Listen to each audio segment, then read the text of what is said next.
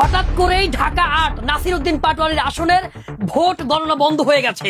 যখন চতুর্দিক থেকে রেজাল্ট আসতেছিল, নাসিরউদ্দিন পাটোয়ারি জয়লাভ করতেছিল, হঠাৎ করে বন্ধ হয়ে গেছে।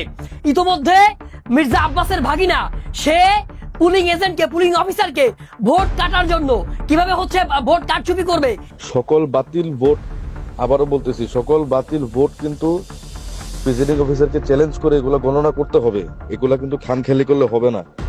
প্রার্থীকে নিয়ে কিন্তু সব জায়গায় যাওয়া সম্ভব না।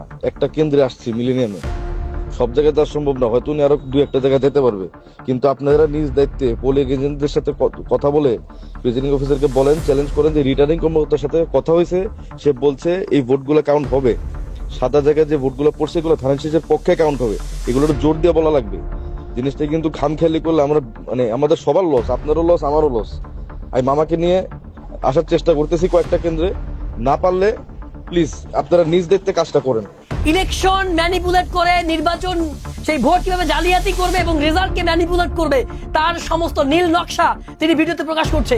আপনারা ভিডিওটা দেখছেন কিভাবে তিনি ঘোষণা দিয়েছেন ভিডিওর মধ্যে যে কিভাবে ভোট কারচুপি করা যায়। প্রিয় বাংলাদেশবাসী, প্রিয় ঢাকাবাসী, আপনারা সবাই নিজ নিজ জায়গা থেকে প্রতিবাদ করুন। ঢাকা 17 একটার পর একটা ফলাফল আসতেছিল, হঠাৎ করে ফলাফল বন্ধ হয়ে গেছে।